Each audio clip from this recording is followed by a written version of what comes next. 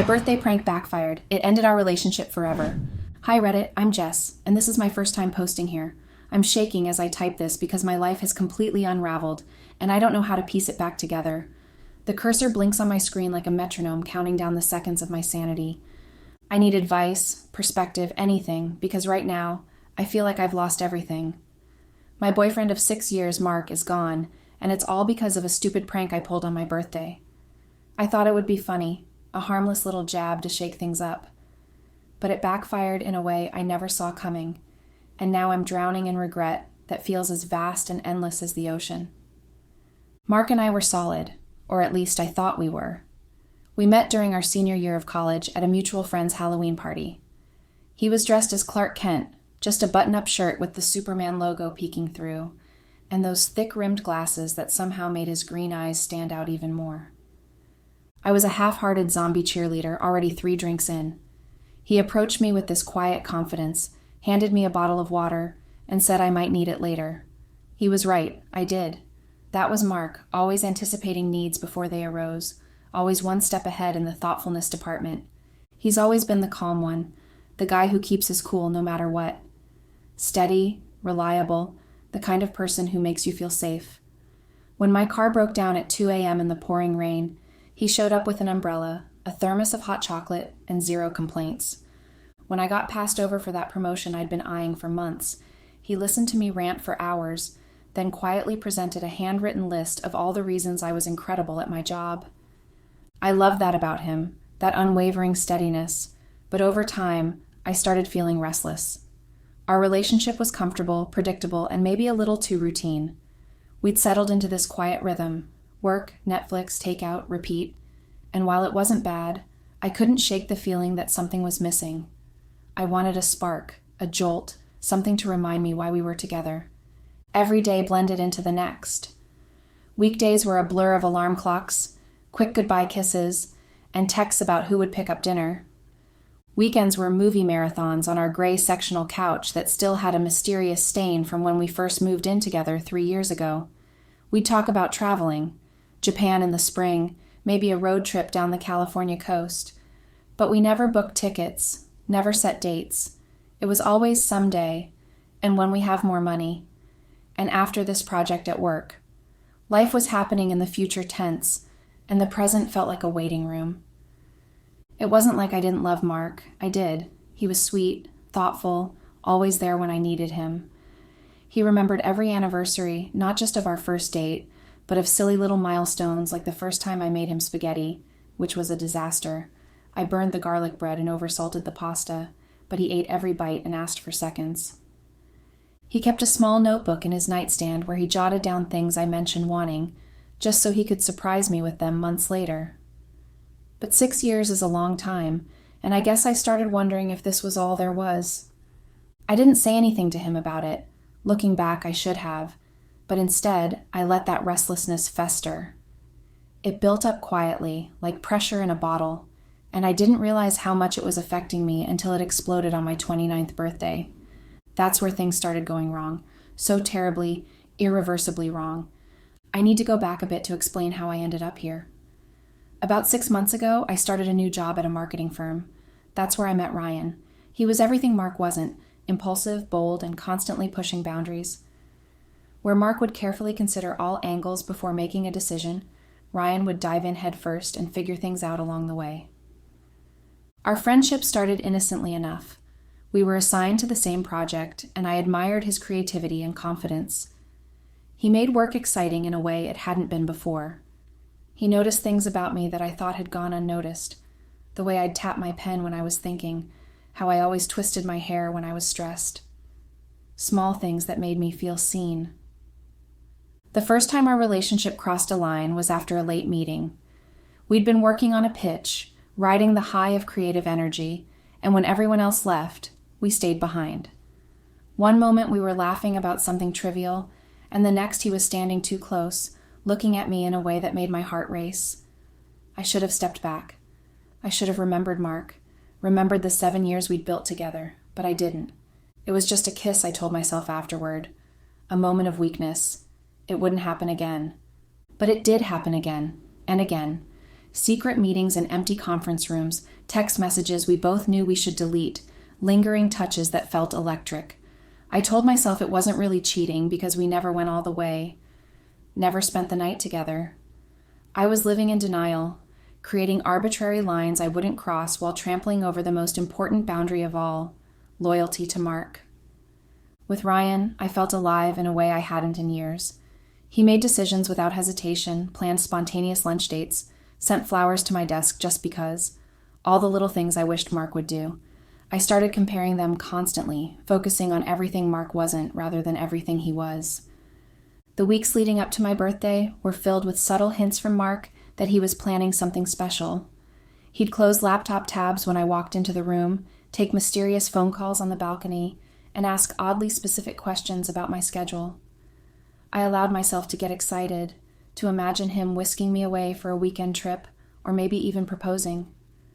That's where my mind went, not because I necessarily wanted a proposal, but because it would be something big, something life-changing, something to shake us out of this comfortable rut. However, while Mark was planning for something good, I decided to play a prank on him. The idea for the prank came from a dumb TikTok trend I'd seen while mindlessly scrolling during my lunch break. People testing their partners to see how they'd react. Some girl had pretended to break up with her boyfriend, filming his panic before revealing it was all a joke. The comments were split between those calling it cruel and those finding it hilarious. At the time, I'd sided with the latter. I thought it'd be hilarious to mess with Mark, to see him squirm a little. He's always been so unflappable, and I wanted to shake him out of that calm shell, even just for a night. My best friend Tara was in on it. She's the wild one who's always pushing me to do crazy stuff. The friend who convinces you to get bangs at 2 a.m. or book a spontaneous trip to Vegas. We've been friends since middle school, bonded by a shared detention for passing notes in Mrs. Peterson's class. She convinced me it'd be the perfect birthday stunt, a story we'd laugh about later. So we planned it. I'd pretend I was breaking up with him in front of our friends, right in the middle of my birthday party, and then reveal it was a joke. Simple, right? What could go wrong? The night started off great. We were at our apartment, music blasting, drinks flowing, about a dozen of our closest friends packed into the living room. The place smelled like vanilla candles and the spinach dip Mark had made from scratch, his mom's recipe that everyone always raved about. I'd spent the afternoon getting ready, straightening my hair, applying the new eyeshadow palette Mark had given me as an early birthday gift, slipping into that dark green dress he loved. Mark had spent the whole day making it special, balloons in shades of purple and silver, my favorites, hung from the ceiling, a chocolate cake with raspberry filling he baked himself, remembering that I'd once mentioned it was what my grandma used to make, even a playlist of my favorite songs from different periods of my life. The first song that played was Mr. Brightside, the song that was playing when we first kissed 6 years ago. He's thoughtful like that, always putting in effort without making a big deal out of it. I remember watching him set out the food, smiling at me from across the room, and feeling this weird mix of love and irritation, like why couldn't he ever surprise me with something wild instead of just being nice? The party was in full swing by 9 p.m. Our small apartment was filled with laughter and the clink of glasses. Mark's brother, Jamie, was telling that story about their disastrous camping trip from last summer, the one where Mark fell into the lake trying to save a duckling. Our college friends, Zoe and Peter, were arguing about which season of that zombie show was the best. My coworker, Leah, was mixing drinks in the kitchen, showing off the bartending skills from her college job. It all felt so normal, so expected, the same people, the same stories, the same dynamics. And there was Mark, making sure everyone had enough to eat, refilling drinks, being the perfect host, the perfect boyfriend. As the night went on, I got more buzzed, each vodka cranberry making the prank seem like a better idea. The slight dizziness, the warmth spreading through my limbs, the loosening of my usual inhibitions, it all contributed to a false sense of confidence. Tara kept egging me on from across the room, making exaggerated winking motions and mouthing "do it" whenever our eyes met. "Do it now," she whispered, appearing beside me and shoving another shot into my hand. The tequila burned my throat, but it fueled my courage. I was nervous, but the alcohol made me bold. I waited until Mark had just finished telling a story about how we met, the room warm with laughter and nostalgia. I stood up, slightly unsteady on my feet, and clinked my glass with a fork to get everyone's attention. The room gradually quieted, curious faces turning toward me. "Hey guys, I've got something to say," I started, my voice louder than I meant it to be, echoing slightly in the sudden silence. Mark looked up from the couch, curious, that little half smile on his face like he thought I was about to thank him or something. There was a small smudge of chocolate on his chin from the cake, and for a split second I almost abandoned the whole idea, but Tara nudged me and I remembered the plan. "Mark," I said, turning to him, "I can't do this anymore. I think we need to break up." The room went dead silent. You could hear the ice clinking in someone's glass, the distant bass of music from the apartment below, the soft hum of the refrigerator from the kitchen. Mark's smile vanished like a light being switched off, and his face just froze. His eyes, usually so warm and expressive, turned blank and unfocused. I kept going, laying it on thick for the drama. Something about how I needed space, how I wasn't happy, how I'd been feeling trapped for months. The words tumbled out, each one sounding hollow and wrong in my ears even as I said them. I thought I'd see him laugh or roll his eyes, maybe call me out for being ridiculous. But he didn't. He just stared at me, his eyes wide, like I'd punched him in the gut.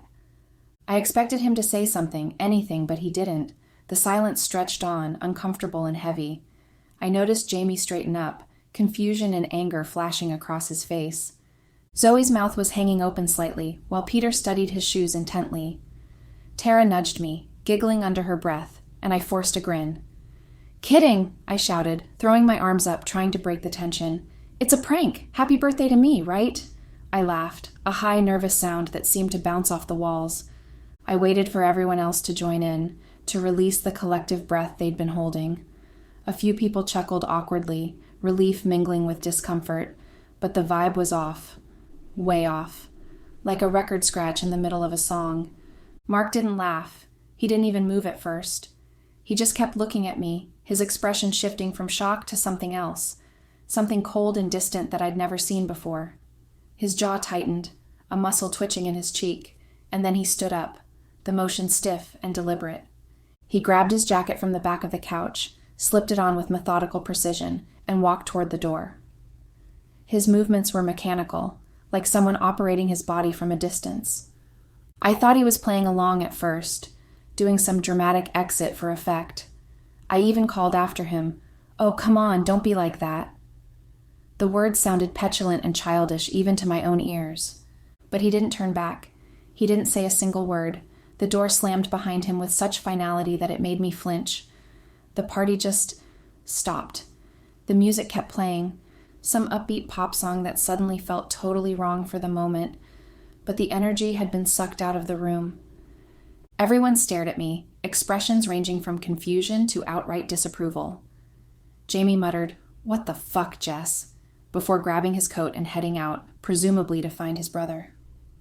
Tara muttered something about how he'd get over it, that he was being dramatic. I tried to brush it off, keep the night going, pushing drinks into people's hands and turning up the music, but it was like trying to revive a corpse. The party was dead. People started trickling out, making excuses about work or being tired or early morning commitments. By midnight, it was just me and Tara cleaning up the mess. Empty cups strewn across surfaces, half-eaten slices of cake abandoned, decorations that now seemed garish and sad rather than festive. "He'll be back," Tara assured me, tossing crumpled napkins into a trash bag. "Guys like Mark don't just walk away. He's probably driving around the block to cool off." I nodded, wanting to believe her, but something deep in my gut told me this was different. I'd never seen Mark like that before, so shut down, so cold. It scared me, but I pushed the feeling away. I told myself he'd come back. Mark always came back. After every argument we'd ever had, which weren't many, he was the one to extend the olive branch, to find a way to make things right. He wasn't the type to hold a grudge. He'd sulk for a bit, then we'd talk it out. But hours passed, and he didn't. I texted him, "Where are you? It was just a joke." But he didn't reply. I called, and it went straight to voicemail. His familiar greeting, "Hey, it's Mark, leave a message," felt like a punch to the chest. By 3 a.m., I was pacing the apartment, replaying the whole thing in my head. The balloon strings hung limp from the ceiling, and the cake sat half-eaten on the counter, the frosting beginning to harden and crack. Had I gone too far? Was he really that mad? I didn't sleep that night, waiting for the sound of his key in the lock. It never came. The sun rose, painting the living room in shades of orange and gold, highlighting the mess from the night before. The apartment felt eerily quiet, the kind of silence that rings in your ears. Mark's coffee mug, the one with the chipped handle that he refused to replace because it was perfectly broken in, sat empty on the kitchen counter. The book he'd been reading was still on the nightstand, a bookmark positioned about halfway through. His toothbrush stood next to mine in the bathroom, a mundane sight that somehow made my chest ache. That was the moment I realized this wasn't just a fight. This was something bigger, something I couldn't undo with a simple apology and a promise to do better. This was a fracture in the foundation of us, and I had caused it with my own careless swing at the structure. It all started unraveling from there. The next day, I found out from a mutual friend that Mark had crashed at his brother's place. Jamie lived across town, in a cramped one-bedroom apartment that barely had room for a couch, let alone an extra person. The thought of Mark sleeping on that lumpy pullout, staring at Jamie's water-stained ceiling, made my stomach twist. I tried calling again, leaving voicemails that ranged from casual, "Hey, can we talk?" to desperate, "Please, just tell me you're okay, I'm worried about you." Nothing. Complete radio silence. I'd never seen him shut me out like this before, and it freaked me out. Mark was the guy who'd text me back within 5 minutes, no matter what. Now, it was like he'd vanished from the planet, leaving behind only his physical belongings as proof he'd ever existed. I kept telling myself it was fine, that he just needed space. We'd had disagreements before, like when I forgot his mom's birthday, or when he worked through our anniversary dinner because of a deadline. But those were bumps, minor irritations that faded quickly. This felt different. The days dragged on, and the silence got louder. I started noticing little things, how his running shoes were still by the door, the blue ones with the frayed laces he'd refused to replace despite my nagging. How his favorite green hoodie still hung on the back of the dining chair. How his toothbrush was still in the bathroom, the bristles slightly splayed from how hard he brushed. It was like he'd left in a hurry, not planning to stay gone. That gave me hope at first, like maybe he'd cool off and come home. But then I saw his brother post a photo on Instagram, Mark at a bar, surrounded by bottles of craft beer and plates of wings, laughing with some guys I didn't recognize. The timestamp said it was posted only minutes earlier. He didn't look like a guy who'd just been dumped in front of everyone. He didn't look devastated or broken. He looked fine. Better than fine. Happy. That's when the panic really set in, a cold, slithering feeling that wrapped around my chest and squeezed. I started digging, asking around, trying to figure out what was going on. Our friends were weird about it. Some avoided my texts entirely. Others gave vague answers like, "He's just taking some time," or "Maybe give him space." Zoe, who I thought would be straight with me, just said, "You really hurt him, Jess," before changing the subject. Tara told me I was overreacting, that Mark was too soft to leave me over a prank. "He'll be back," she said, like it was a fact, sipping her latte and scrolling through her phone while I spiraled. Guys like that always come back. But I wasn't so sure. The more I thought about it, the more I realized how humiliating that night must have been for him. I'd made him the punchline in front of everyone we knew, and for what? A cheap laugh? A fleeting moment of power? The thrill of seeing him rattled for once? A week after the party, I got a text from him, just one line. "I'm coming by to get my stuff tomorrow." My heart sank, the words blurring on the screen as tears filled my eyes. This wasn't supposed to happen. None of this was supposed to happen. I begged him to talk, to meet me somewhere, anywhere. But he didn't respond. The silence was deafening, a wall I couldn't scale or break through. The next day, he showed up with his brother, and I watched from the couch as he packed up his clothes, his books, and his stupid little coffee maker I used to tease him about. He looked different somehow, his posture straighter, his movements precise and efficient. He didn't look at me, didn't say a word beyond a quiet thanks when I handed him a box of his vinyl records, the collection he'd started in high school and had grown meticulously over the years. His brother shot me a glare, though, like I was the worst person alive. And maybe I was.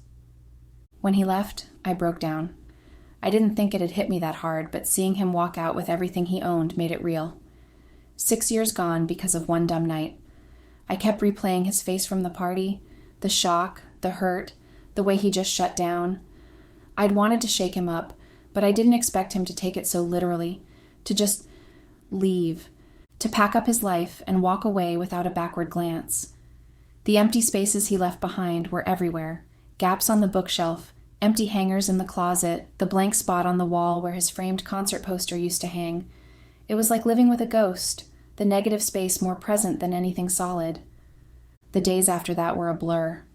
I couldn't eat, couldn't sleep.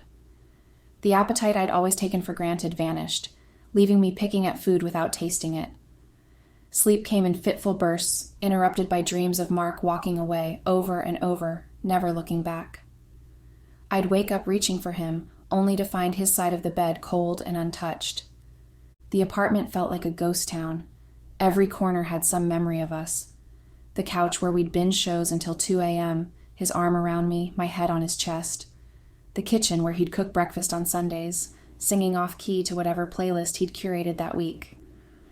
The bedroom where we'd talk until the early hours, planning futures that now would never happen.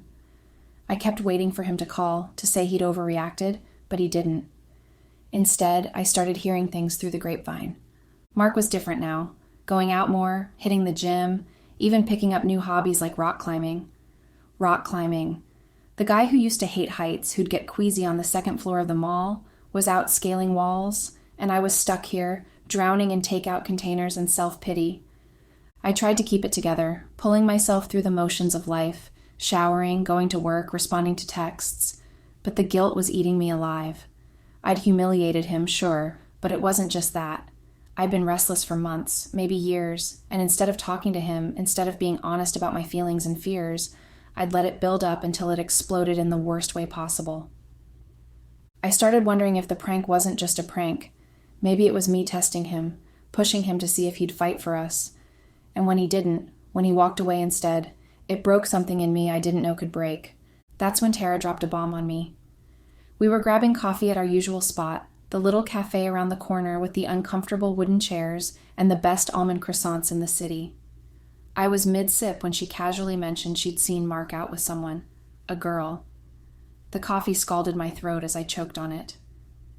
Just a friend, probably, she added, but the way she said it made my stomach twist. I pressed her for details, and she admitted it looked flirty, smiling, leaning in, the kind of stuff Mark used to do with me. I felt sick, a cold sweat breaking out across my forehead. It had only been a few weeks, and he was already moving on. I couldn't wrap my head around it. Mark wasn't the type to jump into something new. He'd always been cautious, deliberate. But maybe I didn't know him as well as I thought. Maybe the Mark I knew was just one version of him, and now he was becoming someone else, someone stronger, someone who didn't need me. I spiraled after that, my mind creating elaborate scenarios where Mark and this mystery girl were laughing about me, about how pathetic I was, about how he'd dodged a bullet. I stalked his socials, well, his friends' socials, since he'd blocked me, and saw more evidence. Photos of him at bars, at the gym, with people I didn't know. He looked good too, happier, sharper, like he'd shed some weight he didn't even need to lose. Meanwhile, I was a mess, crying into my wine, replaying every mistake I'd made, my hair unwashed, my eyes perpetually puffy. I kept asking myself, had I pushed him too far? Was the prank just the final straw in a relationship I'd been neglecting for longer than I'd admit? The real kicker came a month later. I ran into his sister Carly at the grocery store, in the cereal aisle of all places. She'd always liked me, always included me in family stuff, but now she looked at me like I was something stuck to the bottom of her shoe. It was through her I knew that Mark knew about my affairs with Ryan. He had heard it all from a mutual friend who knew him and Ryan. "You really messed up, Jess," she said, her voice cold enough to freeze the milk in my cart. "He's done with you. Like, done." She told me he'd been hurt before, not by me, but by an ex years ago who'd cheated, and my prank and my cheating hit that same nerve. I had told him I would never hurt him, and yet I did the same thing his ex had done. "He thought you were different," she said, "but you proved you weren't. He loved you enough to stay while you were cheating, hoping for you to change, but you were just another cheap lady." She walked away before I could respond, leaving me standing there among the Cheerios and Captain Crunch, feeling like the floor was caving in. I hadn't known that Mark knew about Ryan. I felt I was discreet enough. And about his ex that had hurt him, I didn't really know. Mark didn't talk about his past much, and I'd never pushed. Now I wished I had. Maybe then I would have understood why my stupid prank cut so deep, why it wasn't just a joke to him, but a confirmation of his worst fears. That night I sat on the couch with a bottle of wine and wrote him a letter. Not to send, just to get it out. I apologized, told him I hadn't meant to hurt him, that I'd been an idiot who didn't know what she had until it was gone. I told him about the restlessness, about how I'd mistaken comfort for boredom, stability for stagnation. I cried until my eyes burned, the tears making the ink run on the paper, but it didn't change anything. The letter joined a growing pile of unsent apologies, and Mark remained gone. A ghost I couldn't exorcise, a wound that wouldn't heal. He was gone, and I was the one who'd pushed him out the door with both hands. Update. Hey Reddit, it's me again. It's been 2 weeks since my first post, and I'm barely holding it together. Every day feels like a new gut punch, and I don't know how much more I can take. The apartment feels both empty and suffocating. His absence fills every room like smoke. I keep finding things he left behind. A lone sock under the bed, a receipt in a jacket pocket, a forgotten charger cable coiled like a snake in the drawer. Each discovery is like reopening a wound just as it starts to scab over. I keep thinking it can't get worse, but it does, and I'm starting to wonder if this is my life now. Just a series of consequences I can't outrun.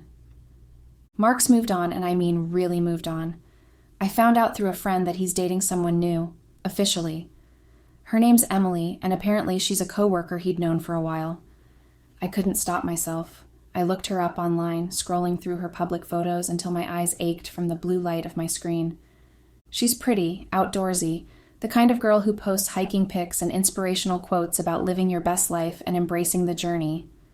Her Instagram grid is full of sunsets and mountain vistas and perfectly arranged brunch plates. Everything I'm not right now. People say she's good for him, that she's helping him heal. Heal from what? From me? I'm the one who's broken here, curled up on the bathroom floor at 3 a.m., but he's the one getting sympathy, the one everyone's rallying around like he survived some terrible ordeal. Maybe he did. Maybe I was the terrible ordeal. He's thriving too. Friends keep telling me how great he's doing. New haircut, new clothes, new energy. He's even planning a trip with this Emily girl, some weekend getaway to a lakeside cabin I saw hinted at on Instagram. A photo of hiking boots and a packed backpack with the caption, "Weekend adventures ahead, #blessed." It made me physically ill. That was supposed to be our thing. We'd talked about a cabin trip for years, pinned locations, discussed which season would be best. But we never went. We always found reasons to postpone. Work was too busy, the timing wasn't right, maybe next month. And now he's going with her, making our someday her today. Meanwhile, I can't even get out of bed some days. The apartment is a mess, dishes piled up, laundry everywhere, takeout containers creating a miniature skyline on the coffee table, and I don't care. I keep replaying that night, the look on his face when I said it, the way he walked out. I wanted a reaction, and I got one, just not the one I expected. I wanted drama, excitement, something to break the monotony, and instead, I broke us. The worst part is the loneliness. I didn't realize how much Mark filled my life until he was gone. Our friends have picked sides, and most of them chose him. I get it. He's the victim here. But it still hurts to see group chats go quiet when I enter, to get left out of plans I used to be automatically included in. I ran into one of them at the store, Zoe, who used to be as much my friend as Mark's. She barely made eye contact, examining a head of lettuce like it held the secrets of the universe. "He's happier now," she said after an awkward silence, like that was supposed to comfort me. It didn't. It just made me feel like a monster, like someone who had been holding him back all this time. I wanted to scream that it wasn't supposed to be like this, that I just wanted a spark, not a wildfire that would consume everything, but I didn't. I just nodded and walked away, leaving my half-filled cart abandoned in the produce section. Reddit, I'm lost. How do I live with this? How do I stop hating myself for ruining everything? I just want to go back, but I can't, and it's killing me. Update. Hey Reddit, this might be my last post. It's been a month since this all started, and I'm at the end of my rope. The life I had with Mark is gone, and I don't recognize myself anymore. My reflection in the mirror is a stranger. Hollowed cheeks, dark circles under bloodshot eyes, a perpetual frown that's starting to leave lines. I've lost weight, but not in a good way. My clothes hang off me like I'm a scarecrow. Every day is a fight to keep going, and I'm not sure I'm winning. Mark and Emily are serious now. I heard they're moving in together, 6 weeks after he left me. 6 years with me, and he's ready to start over that fast. The news hit me like a physical blow, knocking the wind out of me as I stood in the middle of my living room. The phone pressed to my ear as a well-meaning friend delivered the update I hadn't asked for. 6 years of building a life together, of inside jokes and shared dreams, and the comfortable rhythm of two people who know each other down to the bone, and he's already packing his toothbrush for someone else's bathroom. Friends say he's never been happier, that she's the one. I saw a photo of them online, at some rooftop bar I'd never been to, drinks with paper umbrellas and garnishes that looked too complicated to eat.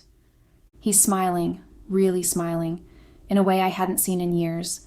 Eyes crinkled at the corners, dimples showing, no hint of the reserve he'd developed over time with me. It hit me like a truck.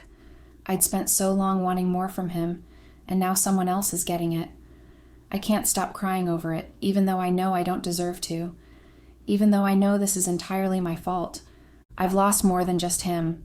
My social circle's gone. People either ghosted me or outright told me they're done. The group text that used to light up my phone all day is silent. The weekend brunches, the movie nights, the impromptu happy hours, all gone, replaced by Instagram stories I'm not part of. Tagged photos that feel like deliberate reminders of what I've lost. Tara and I aren't speaking. She said I was too depressing to be around, that my negativity was bringing her down. 6 years of friendship, gone in a text message that ended with, "Take care of yourself," as if she ever cared how I was doing. My family's disappointed. My mom keeps asking why I'd throw away a good guy like Mark, why I couldn't just be happy with what I had. I don't have an answer that doesn't make me sound like a selfish, entitled child. Work's a mess, too. I can barely focus, staring at spreadsheets until the numbers blur into meaningless patterns. My boss pulled me aside to ask if I'm okay, concern etched into her usually stern features. I'm not, but I lied and said I was, forcing a smile that felt like it might crack my face. Speaking of work, Ryan started ignoring me. His attention shifted to another lady in the office. The apartment's unbearable. I see him everywhere. The dent in the couch from where he sat, the empty spot on the counter where his keys used to land, the half of the closet that now echoes with his absence. I tried moving stuff around, rearranging furniture to create a space that doesn't scream, "Mark was here," but it doesn't help. The ghost of us lingers in every corner. I keep thinking about that night, how I laughed while he stood there broken, how I wanted to shake things up, to feel something different, and instead I broke everything. I wanted him to fight, to react, and he did, just not how I thought. He walked away, and now he's gone forever, building a new life with someone who appreciates what I took for granted. I've been going over every moment, every chance I had to stop this. I could have told him I was restless, worked on us together instead of letting it fester until it poisoned everything. I could have skipped the prank, kept my mouth shut, found a healthier way to address my dissatisfaction. But I didn't. I pushed him and he left, and now he's better off while I'm stuck here, drowning in what-ifs and regrets that taste like ash. I regret it all, the restlessness, the prank, the way I took him for granted. I loved him, and I didn't see it until he was gone, until the space he occupied was empty and cold. I don't know if I can fix this. He's moved on, and I'm a ghost in my own life, haunting the rooms where we used to live. Part of me wants to reach out, apologize, beg for closure, but I know he'd just shut me down. The Mark I knew is gone, replaced by someone stronger, someone I helped create.